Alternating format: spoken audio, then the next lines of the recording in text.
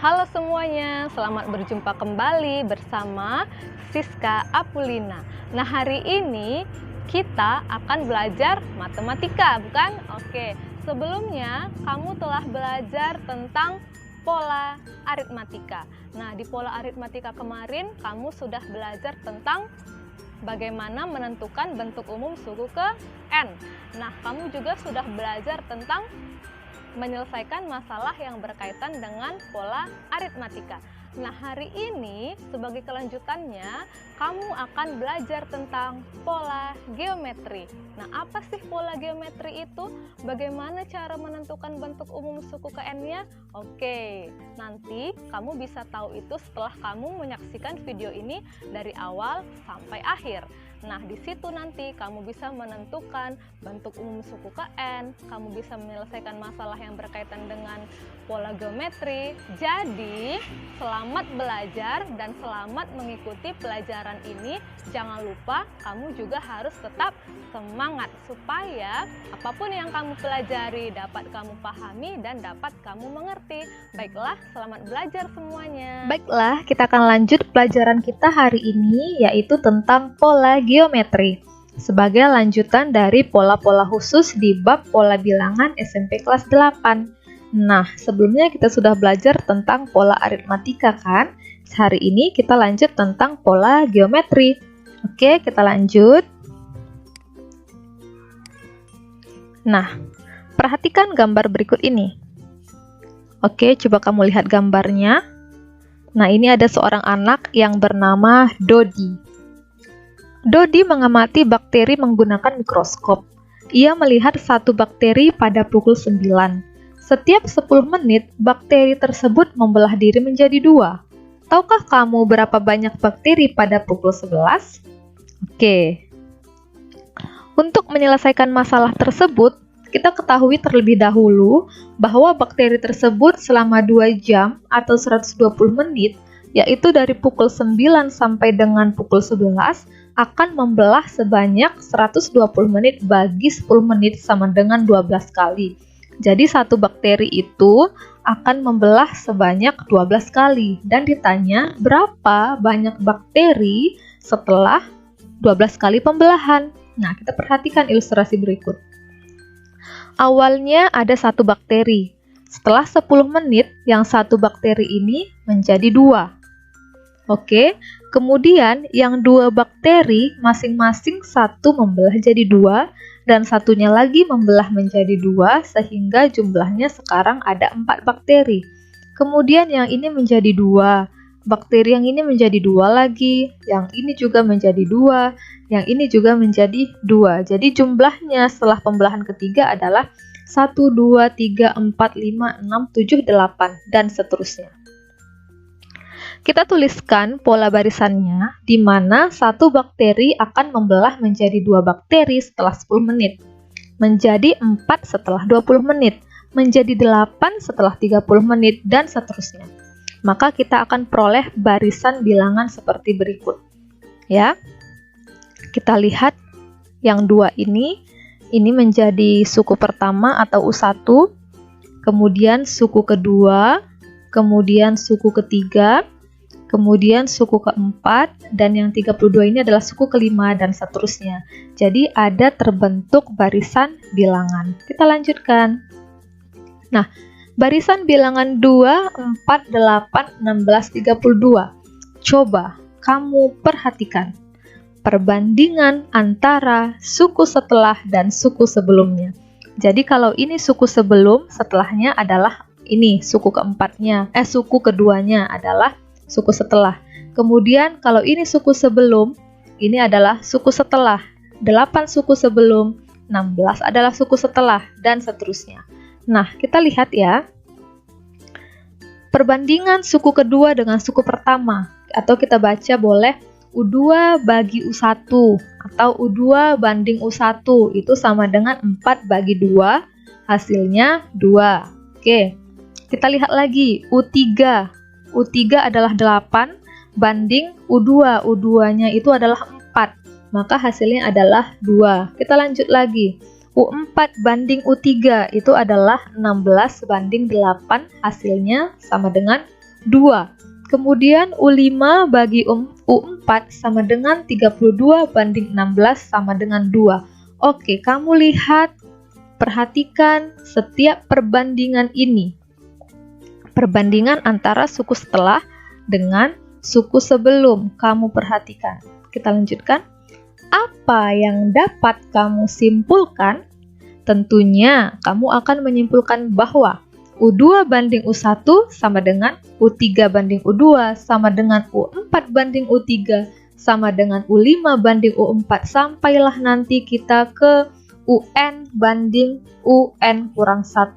Jadi nanti kalau suku ke 100 dibandingkan dengan suku ke 99 gitu ya. Kalau suku ke 8 dibandingkan dengan suku ke 7 karena N banding N kurang 1. Coba kita lihat apakah benar sama. Oke, ternyata benar. Perbandingannya itu sama-sama 2. Oke, menghasilkan angka yang sama, menghasilkan angka yang tetap yaitu 2. Kita lanjutkan. Oke, ini yang tadi. Nah, selanjutnya perbandingan suku setelah dan suku sebelum pada pola di atas disebut dengan rasio atau disimbolkan dengan R. Nah, pola bilangan yang memiliki rasio antar suku yang sama disebut sebagai pola geometri. Jadi kamu sekarang bisa menyebutkan atau menjelaskan pengertian pola geometri itu adalah pola bilangan yang memiliki rasio antar suku sebelum atau suku setelah dan suku sebelum atau suku antar suku atau rasio antar suku yang sama disebut sebagai pola geometri. Nah, supaya kita tahu bagaimana bentuk umum suku ke N pola geometri, kita lihat kembali barisan ini. Barisan bilangannya tadi adalah 2, 4, 8, 16, 32, dan selanjutnya. Kita nyatakan suku pertama atau U1 dengan A. Jadi kita simbolkan U1 itu dengan A. Jadi di sini kita lihat suku pertamanya adalah 2. Sementara rasio dinyatakan dengan R. Rasionya yang tadi kita dapatkan adalah 2 ya. U2 banding U1 2. U3 banding U2 juga 2. 16 bagi 8 2. 32 bagi 16 2. Nah, kita peroleh seperti tabel berikut ini.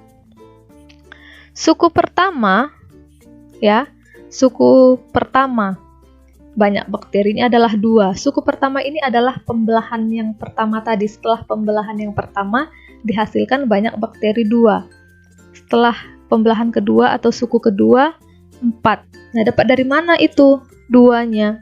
Nah, kita lihat 2 kali 2 pangkat 1 kurang 1 sama dengan 2 kali 2 pangkat 0 ya. 1 kurang 1 adalah 0 dan 2 pangkat 0 itu adalah 1. 2 kali 1 sama dengan 2. Suku kedua sama dengan 2 kali 2 pangkat 2 kurang 1 sama dengan 2 kali 2 pangkat 1 sama dengan 2 kali 2 sama dengan 4. Oke, sampailah kita ke N. Jadi kita lihat ini tadi adalah 2, yang ini itu adalah nilai A ya, kali 2 yang ini itu adalah nilai R. Oke. Kemudian ini 1, 2, 3, 4, 5 ini sesuai dengan N-nya. 1, ini 1, maka di sini 1. Di sini 2, berarti ini adalah 2 dan seterusnya. Sehingga kalau di sini N, maka ini adalah N kurang 1. Ini juga menjadi kurang 1. Sehingga bentuk umum pola geometri adalah UN sama dengan A kali R pangkat N kurang 1.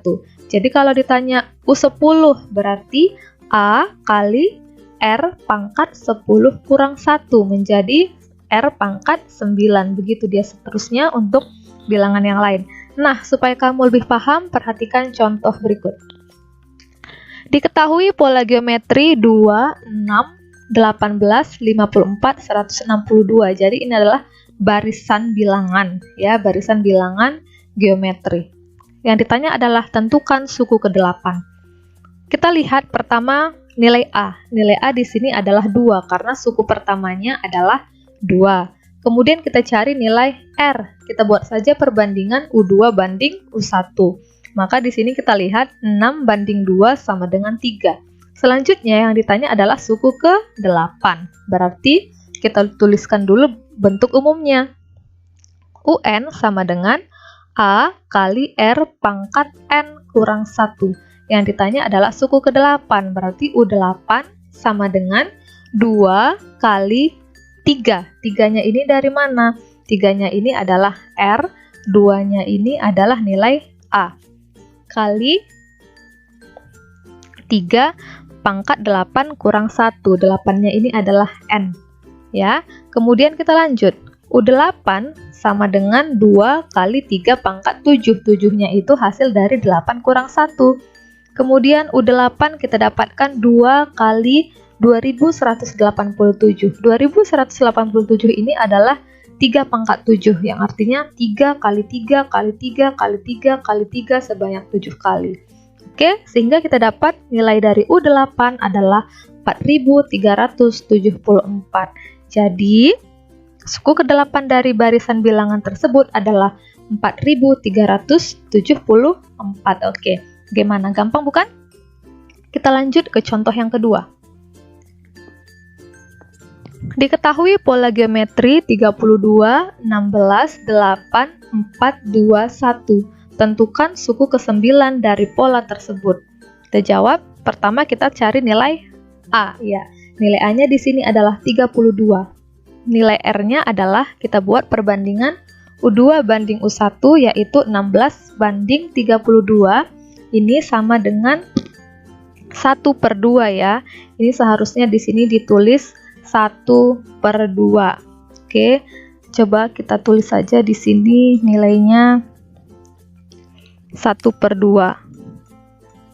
Kita buat ya 1/2 supaya kamu nanti tidak terjadi kesalahan. Kita ubah di sini nilainya